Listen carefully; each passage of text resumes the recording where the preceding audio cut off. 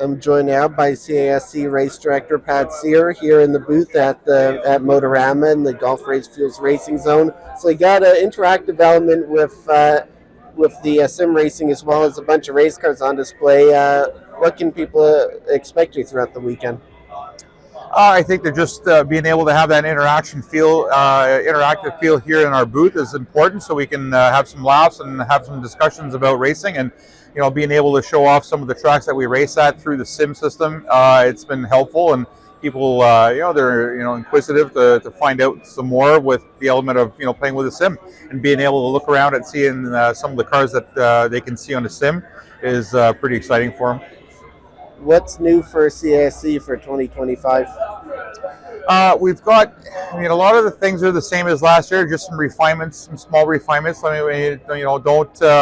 There's nothing really broken, so there's nothing really to fix outside of making a couple of small adjustments. The Miatas are on fire right now. Lots of people have bought some Miatas over the winter time. A lot of people are building them, so there's a lot of, the buzz for the Miata series is really, really going well. So I wouldn't be surprised to see, probably 40 car count at any given weekend for the Miata, so we're looking forward to that.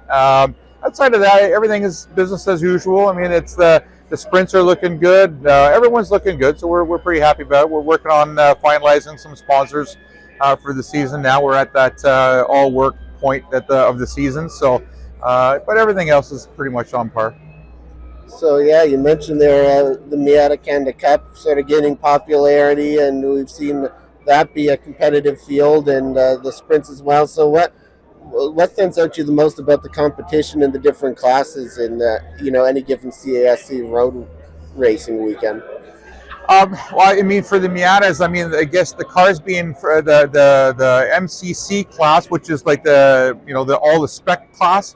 I think it's fun to watch all the cars that are equally built for the most part, and watching the actual the talent of the driver dictate how the results are versus just maybe some of the sprint classes, the cars the differentiated by power and money a lot of times, right? So keeping the Miatas to a spec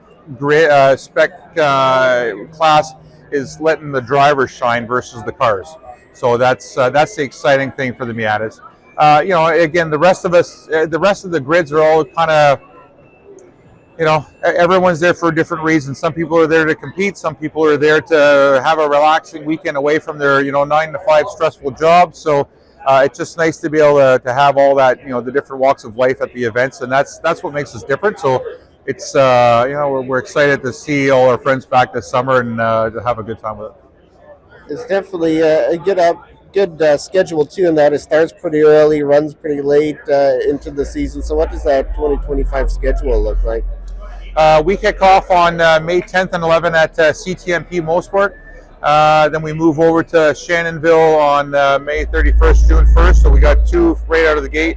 And then we got the VGP, which is the VRAC event. It's the largest Grand Prix event, one of the largest in all North America.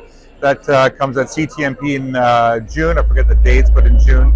And so on and so forth. We carry on back to Motorsport, then Calabogie, then back to Motorsport to end things off at Celebration in October. So we cover all the months throughout the year, and we don't try to pack it in too tight. So it helps the budget as well. I mean, I know some of the circle track racing is every weekend, which makes it it's maybe not be cost effective to all. So I think that by separating our races, throughout the whole season, from the beginning to the end, helps. It helps the budget, to be able to budget that better. And what else should people know, and where can they find more info about CASC? I think the most important thing is that if you have any questions, come to a race. Walk the pits, talk to people. You'll get the best information and the most accurate information that way. We've got our websites. We have our social media stuff, which is always good to look at. You get some information there. Feel free to ask questions. Lots of people will be happy to answer clearly. But attending races, that's probably the best way you can gain knowledge, is just coming out to Motorsport, coming to a race, find our schedule online, and then come out to one of the events and just walk around and just see how things are. And then as a pure spectator or as a potential racer someday, that's the best place you can get all your information. All right, Pat Cyr, race director of CASC. Thank you for speaking with me. Great, thank you.